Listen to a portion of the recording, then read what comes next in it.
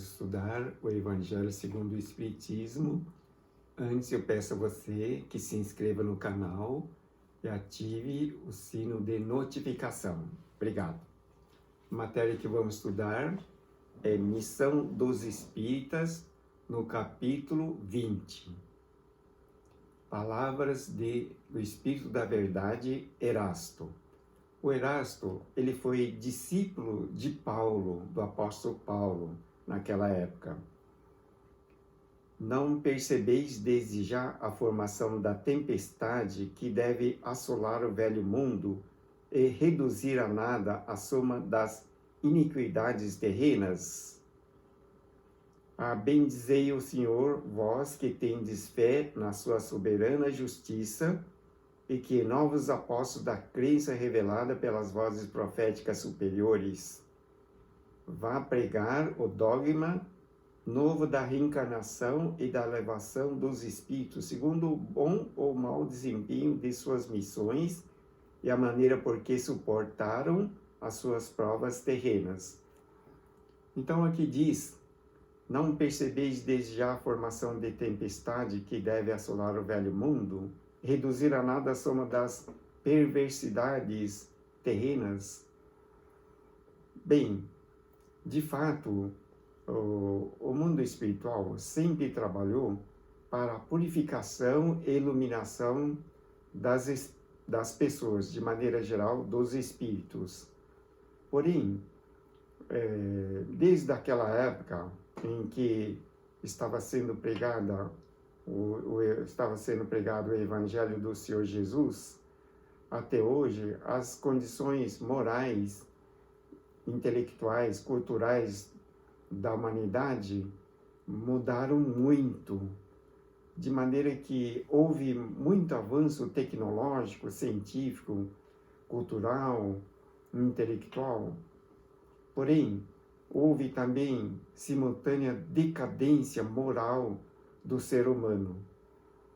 E, desde aquela época, a tempestade que deve assolar o velho mundo sempre esteve presente na vida das pessoas.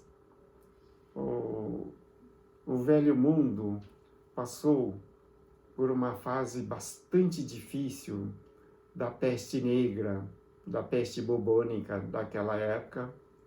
Posteriormente, bem mais recente, já na modernidade, passou pela gripe espanhola, que também foi uma catástrofe mundial, notadamente na Europa e no Velho Mundo. O Velho Mundo passou por diversas guerras, guerra de 100 anos, guerras napoleônicas, Primeira Guerra Mundial, Segunda Guerra Mundial, agora recentemente, na atualidade, o coronavírus, sempre afetando de forma dramática o velho mundo, que corresponde à Europa, à Ásia Ocidental e Norte da África, correspondia naquela época chamado Velho Mundo. Então veja que desde a época do Senhor Jesus, que toda essa questão já vinha sendo propalada pelos apóstolos. E mais recentemente, Erasto, que, revelando a verdade para a codificação, em 1863, também afirmou a formação da tempestade que iria assolar o velho mundo. A época moderna fez com que a humanidade tivesse maior desenvolvimento intelectual, cultural e espiritual. Porém, em vista desse avanço tecnológico que possibilitou a imensa gama da população ter acesso a maiores facilidades de informações, então veja que isso, de certa forma, proporcionou um grande avanço na cultura e no conhecimento. Porém, a parte moral não avançou nas mesmas proporções. Isso fez com que tivéssemos, assim, mais ameaças de guerra, ameaças de revoluções, ameaças de muitos combates e outras situações assim que poderiam comprometer todo o patrimônio da humanidade. Bendizei o Senhor, vós que tendes fé na sua soberana justiça. Bendizei o Senhor, vós que tendes fé na soberana justiça. A soberana justiça de Deus, em primeiríssimo lugar, é o amor. O amor é a base de todas as coisas. E como a soberana justiça de Deus é o amor, dentro do conceito do amor, se instala direitinho a lei de atração de semelhantes. Portanto, você atrai para a sua vivência, para o seu lado, tudo que é compatível com o que você tem dentro de sua mente. Então, por isso é bom sempre colocar a mente na harmonia, na paz, na ordem, para que todas as coisas que aconteçam com você estejam de acordo com a ordem, paz e harmonia. Por isso, que aquele que acredita na soberana justiça de Deus, normalmente procura caminhar pelo lado da verdade, não prejudicar os outros, não fazer o mal, fazer o benefício, praticar a caridade, manifestar o amor em todos os atos, e isso faz com que a pessoa esteja sempre de acordo com a justiça de Deus. Bendizei o Senhor, vós que tendes fé na sua soberana justiça. Vós que tendes fé na soberana justiça. E se você não tiver fé nenhuma? A soberana justiça de Deus funciona igualmente para os que têm fé e os que também não têm fé. Porque é lei de Deus, é incondicional para qualquer pessoa. Não tem privilégio de um em detrimento e prejuízo de outro. A soberana justiça de Deus é perfeita e é eterna. O bem que você fizer fará parte de sua vida eternamente. O mal que você fizer é temporário, porque um dia você vai ter que renovar, restituir no caminho do bem.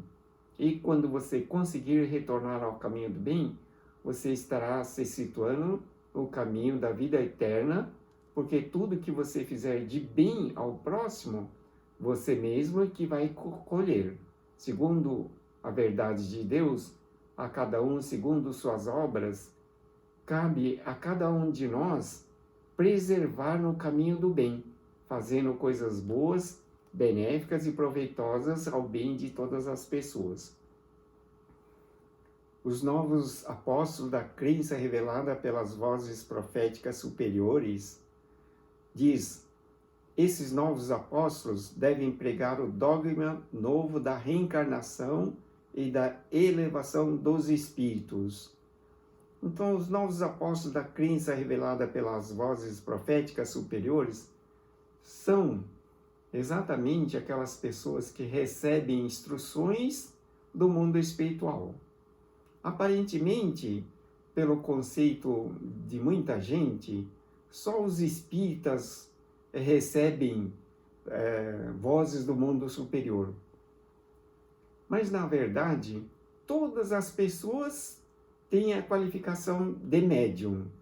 Todas as pessoas têm possibilidade de receberem instruções do mundo espiritual.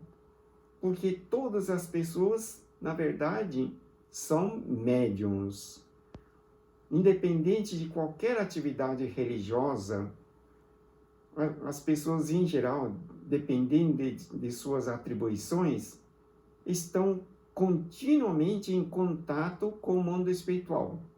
Suponhamos os médicos infectologistas, pesquisadores, cientistas que atualmente estão procurando a descoberta da vacina contra o coronavírus, por certo que o mundo espiritual, bastante desenvolvido na parte científica e tecnológica de medicamentos, os espíritos superiores devem estar assessorando os cientistas mais destacados ou que tenham um preparo espiritual mais afinado, pensando no benefício da comunidade, da humanidade. Aqueles cientistas que estiverem pensando no benefício próprio, ou na empresa para a qual trabalha, ou na instituição que representa, e não estiver pensando no bem das pessoas em geral, somente no destaque próprio ou da instituição, por certo que vai ter maior dificuldade de conseguir descobrir a vacina. Aquele que tiver grande amor devotado ao bem dos semelhantes tem mais probabilidade de receber intuitivamente a instrução do mundo espiritual. Quando o cientista ele estiver dormindo, o seu espírito se desloca para o mundo espiritual e pode comparecer num centro de pesquisa no mundo espiritual e receber instruções de como elaborar a vacina, de maneira que quando despertar, intuitivamente, ele vai trabalhar para conseguir a vacina.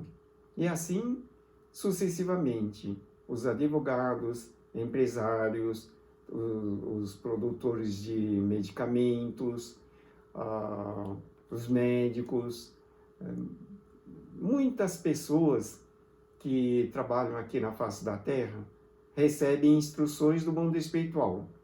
Os espíritas, de maneira geral, são os que mais ficam em contato com o mundo espiritual. Não é? Por isso que esses espíritos trabalham visando a melhoria da vida dos seres humanos aqui na Terra. Por isso, os novos apóstolos da crença revelada pelas vozes proféticas superiores devem pregar o dogma novo da reencarnação e da elevação dos espíritos. Bem,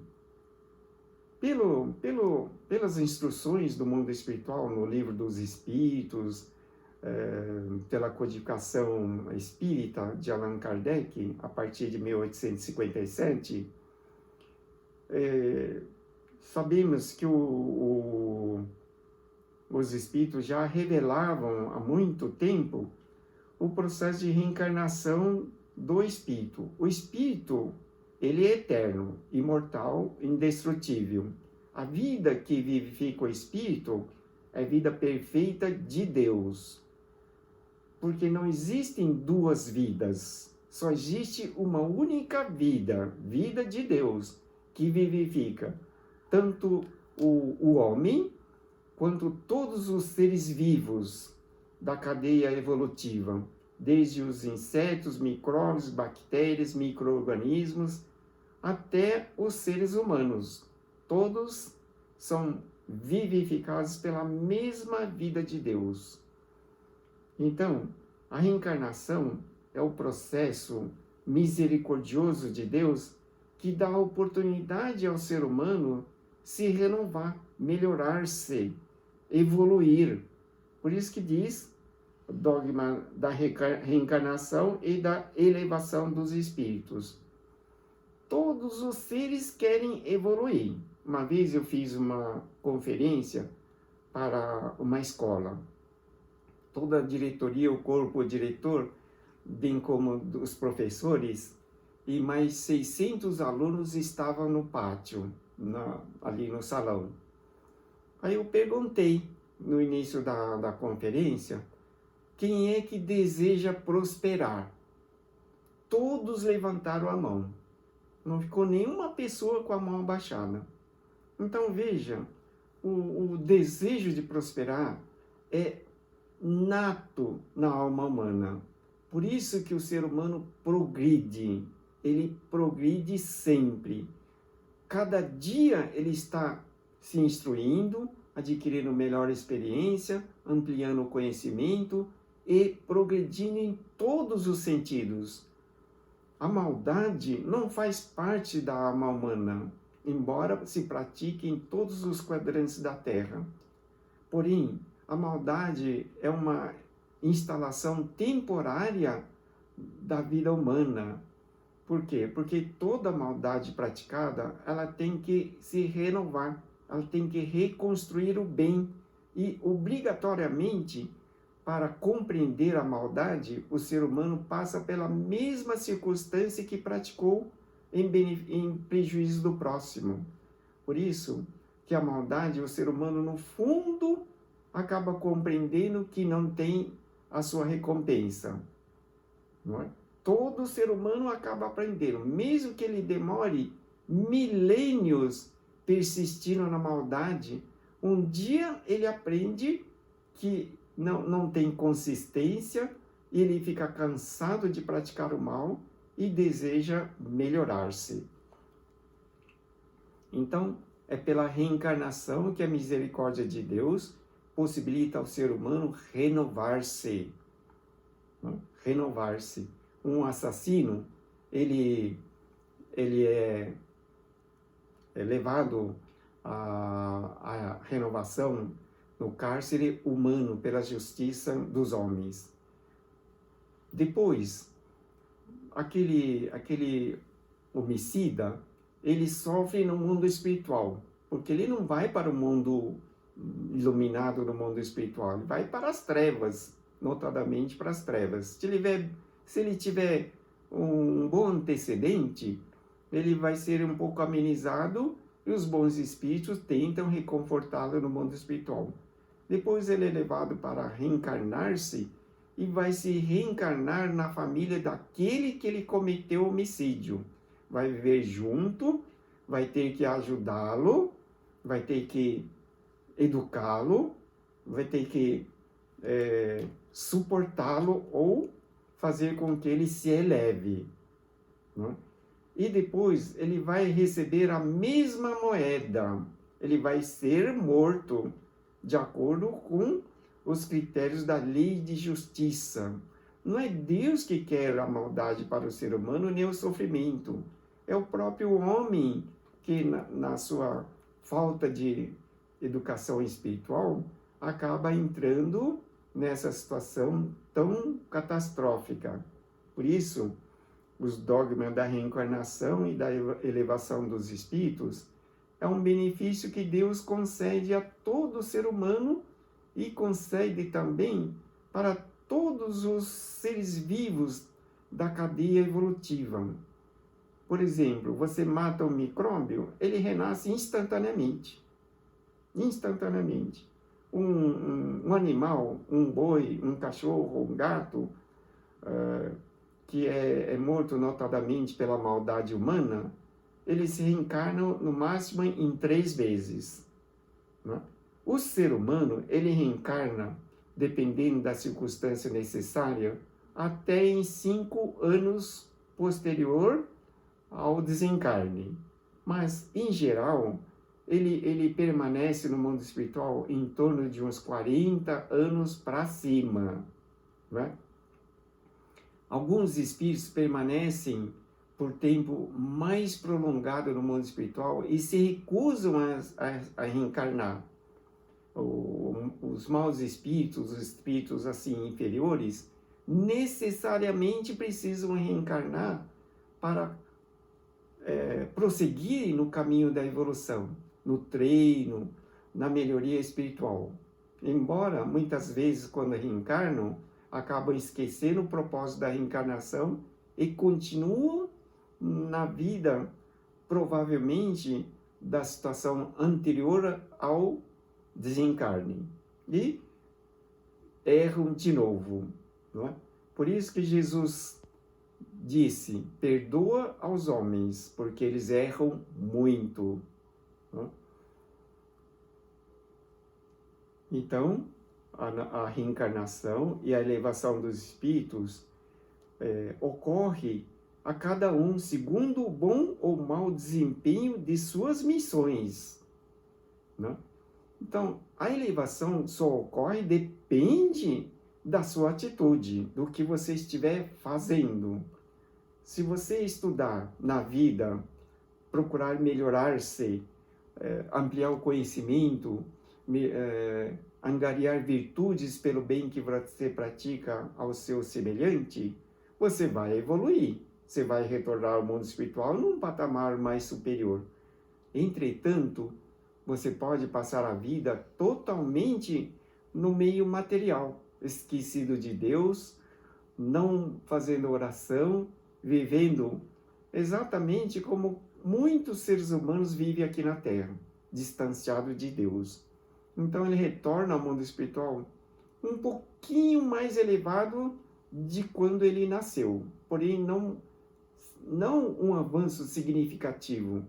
O melhor é aproveitar a circunstância da existência na Terra como uma oportunidade para o progresso intensivo. Você não está aqui na Terra de férias. Você não está passando você não está vivendo numa colônia de divertimento, a passeio. Você está aqui para aprimorar a sua alma, melhorar as suas qualidades e aperfeiçoar o seu espírito no bem, na bondade, nas virtudes, na humildade, no conhecimento, na inteligência. Você está aqui para estudar, para aprimorar o teu espírito. Então, segundo o bom ou mau desempenho de suas missões e a maneira por que suportaram as suas provas terrenas. Jesus nos ensinou que a cada um segundo suas obras. Então, de acordo com a obra que estivermos realizando agora, vamos ter que recolher ou passar pela circunstância amanhã. Tudo é opção de cada ser humano na sua escolha. Portanto, aqueles que suportaram bem as suas provas terrenas, sem reclamar, sem lamentar, sem ofender, sem ficar com revolta, com rebeldia, eles passam bem as suas provas. Todas as provas correspondem a uma avaliação da atitude, uma necessidade do ser humano passar de uma fase para outra. Não é permitido que evolua se não tiver o conhecimento, não tiver a virtude, não tiver estabelecido o amor dentro do coração. Por isso que aqueles que suportarem bem as suas provas, notadamente também contam com o apoio dos bons espíritos. Um determinado médico, ele estava no caminho do bem, orientado pela equipe do mundo espiritual, médico oncologista. Daí, numa situação de infortúnio, ele perde a esposa e a filha num acidente. Ele fica super revoltado, depressivo, desanimado e começa a trabalhar para juntar dinheiro. Como ele era médico, ele tem o propósito de ajudar o maior número de pessoas. E recusando-se a ajudar as pessoas, começou a trabalhar só por dinheiro. E por um bom tempo, ele trabalhava bem, era um excelente profissional. Porém, ele não pensava em ajudar ninguém. Ele enclausurou-se, não comparecia mais no centro espírita e trabalhava exclusivamente para juntar dinheiro, para destacar-se como profissional. Aí o mundo espiritual intensivamente procurava instruí-lo, não só ampará-lo nos momentos de suas cirurgias, mas instruí-lo espiritualmente, de maneira que quando ele dormia, o espírito se desloca do corpo e vai para o mundo espiritual e se encontravam, mas ele se recusava a encontrar com seus mentores. Mas exaustivamente o mundo espiritual procurou aproximar-se dele e transformá-lo. Aí um dia ele estava atendendo uma determinada paciente e terminado, a secretária perguntou: você pode atender mais uma pessoa? É um caso urgente. Ele falou assim: está agendado? Não está agendado, doutor, então não vou atender. E recusou-se a atender. Porém, quando ele estava saindo, tinha uma senhora com uma criança na recepção. Ele olhou e perguntou: quem que vai atender essa senhora e essa criança? Falou assim: doutor, um outro doutor, colega dele, falou que ele está de folga, é dia de folga dele, mas ele tem muito amor do coração, ele diz que vem especialmente só para atender essa criatura. Aí ele disse: pode deixar que eu mesmo atendo, fala para ele que não precisa vir. E atendeu, só que essa pessoa que ele atendeu não tinha condição de pagar, né? Aí ele atendeu a si mesmo, ele falou assim: o meu colega iria atender de graça, eu também atendo. E atendeu e começou a entrar no ramo que o mundo espiritual estava esperando dele. Ou seja, o ramo da bondade, do bom trabalho ao semelhante. Aí ele realmente entrou no caminho da salvação que tanto o mundo espiritual trabalhou. É o que está escrito aqui. Depende da prova terrena, né? A sua evolução depende da prova terrena. Deixai de temores. As línguas de fogo estão sobre as vossas cabeças. Verdadeiros adeptos do Espiritismo, vós sois os eleitos de Deus. Então, há muito tempo que eu escuto essa coisa aqui falando de língua de fogo estão sobre as vossas cabeças, né? O que isso significa? Língua de fogo é considerada a presença dos espíritos superiores naquela reunião do Pentecostes, onde diversas pessoas de várias nacionalidades estavam reunidas e através de um estrondo, pelo menos consta nos evangelhos, que o mundo espiritual fez fluir instruções para todos aqueles que estavam presentes. E todos viram, aparentemente, uma língua de fogo, porque não conseguiram descrever a presença dos espíritos iluminados, que, utilizando-se daquelas pessoas, mediunicamente, fizeram falar diversas línguas diferentes, não é? Daí pela frente, aquela circunstância de mediunidade se manifestou verdadeiramente para aquelas milhares de pessoas que estavam reunidas no Pentecostes. Pentecostes é a reunião do 50º dia após a Páscoa e foi na primeira Páscoa após a crucificação do Senhor Jesus, não? Então veja que naquela época já se comprovou a mediunidade, que o ser humano era um médium. Então, as línguas de fogo estão sobre as vossas cabeças. Isso significa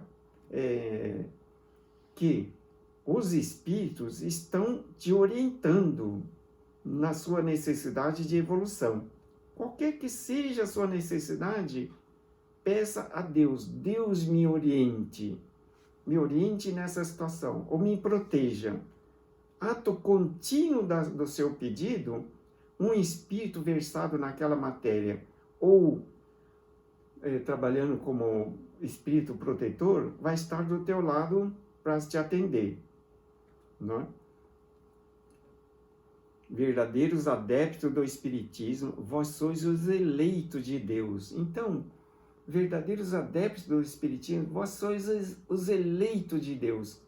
Os eleitos de Deus recebem instruções de Deus, mas Deus cuida do universo. Você já pensou no universo? A Nova Láctea, a Neoláctea, a galáxia Neoláctea, tem 110 mil 110 mil anos-luz de diâmetro. Não é? A galáxia Andrômeda está distante da Terra alguns milhões de anos-luz da Terra. Milhões de anos-luz. Não é?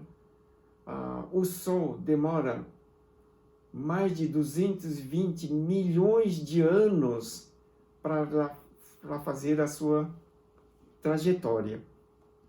Não? Então você veja que o sistema solar em volta do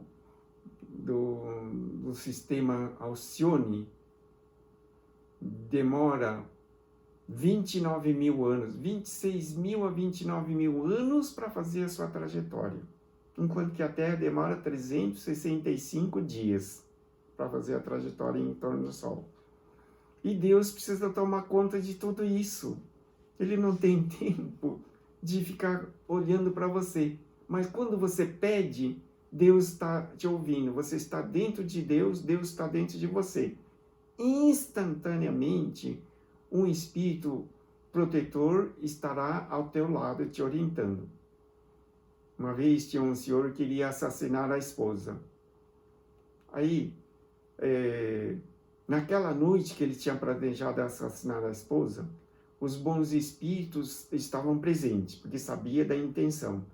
E visando a proteger todos naquela família, exatamente quando ele se preparava para dirigir-se para assassinar a esposa, os bons espíritos fizeram uma menina que estava no quarto ao lado despertar e começar a gritar, chorando. Aí aquele homem desistiu momentaneamente de assassinar a esposa e foi ver o que estava acontecendo com a menina. Ela falou que sonhou com uma coisa ruim, estava desesperada, chorando. Aí ele desistiu naquele momento de assassinar a esposa, porém, devido à circunstância tão nefasta, os bons espíritos trabalharam para que houvesse a separação, e eles se separaram. Mas não importa. Veja que os espíritos instantaneamente acorrem para te salvar, para te proteger e para te atender em tudo que você necessitar. Não? Portanto, os adeptos do Espiritismo são os eleitos de Deus. Por que são eleitos de Deus? Porque são aqueles que recebem instruções dos Espíritos ostensivamente. Porque são médiuns. A língua de fogo está na cabeça de todo médium. E você que não é médium, a língua de fogo está assim mesmo em cima de você. Ele está instruindo você. Estude para ser biólogo, não é para você ser arquiteto. Não é? Ele está instruindo você para ser biólogo. Você nasceu para ser um biólogo, para estudar toda essa parte científica. Não é? Então os espíritos ficam, mesmo que você não seja médium, a língua de fogo, conforme está escrito aqui, está em cima de você, te instruindo. Não é? E você recebe a instrução e repentinamente alguém te orienta, conversa, troca ideia. A arquitetura é um bom ramo, excelente, porém você tem cara de biólogo, então seja biólogo. E acaba entrando para a biologia. Então é o que está escrito aqui. Vós sois os eleitos de Deus. Ide pregai a palavra divina. É chegada a hora em que deveis sacrificar os vossos hábitos, os vossos trabalhos, vossas futilidades, a sua propagação. Então, diz aqui, ó, ide e pregai a palavra divina. Então, você precisa fazer a pregação dos conceitos evangélicos cristãos para toda a humanidade, para todas as pessoas que conheçam o evangelho do Senhor Jesus e que vivam bem. A agrícola brasileira bate recorde de produção e uma grande parcela dessa produção de grãos é destinada para alimentação animal. Da mesma maneira, nos Estados Unidos, uma boa parcela da produção é destinada ao consumo de animais. Enquanto isso, no mundo, a cada 4 segundos, morre uma pessoa de fome. Ao todo, correspondem 820 milhões de pessoas que quase não têm o que comer. E mais de 2 bilhões, aparentemente, passam fome na humanidade. Então, é um índice alarmante. Veja que é exatamente como diz aqui, não é? A formação de tempestade que deve assolar o velho mundo. Só que essa tempestade não está assolando só o velho mundo, está assolando a vida humana, basicamente por falta de amor, de compreensão, não é? Então precisamos trabalhar bastante o Evangelho do Senhor Jesus para que o amor se manifeste no coração, na alma e espírito de todas as pessoas. É preciso ter mais compaixão, mais misericórdia. E toda essa pregação do amor deve constar primeiro no próprio lar. Não? O lar é a escola primeira onde devemos manifestar todo o conceito do amor que temos dentro da nossa alma. É assim, também precisamos levar em conta o amor aos próprios pais. Né? Os próprios pais. É preciso ter muita consideração, respeito e amor aos próprios pais. Mas não é um conceito teórico, filosófico. É preciso ter colocado em prática. Porque a falta de gratidão ao pai corresponde a uma grande variedade da dor humana na Terra. Não é? Um casamento bem constituído depende fundamentalmente da gratidão ao pai. Uma pessoa que não consegue prosperar profissionalmente, em trabalho, nas questões de evolução, também se deve à falta de gratidão ao pai. Voltando àquela parte de fome no mundo, 15 pessoas morrem no Brasil por dia de subnutrição. Então veja que é preciso mais amor para com o semelhante, amor ensinado pelo Senhor Jesus. E tudo isso, a cada momento, o mundo espiritual nos instrui, nos faz com que tenhamos uma consciência mais desperta para as qualidades de Deus, notadamente com as virtudes praticadas pelo bem que podemos fazer ao próximo. Quero agradecer imensamente sua atenção. Deus abençoe a todos. Obrigado.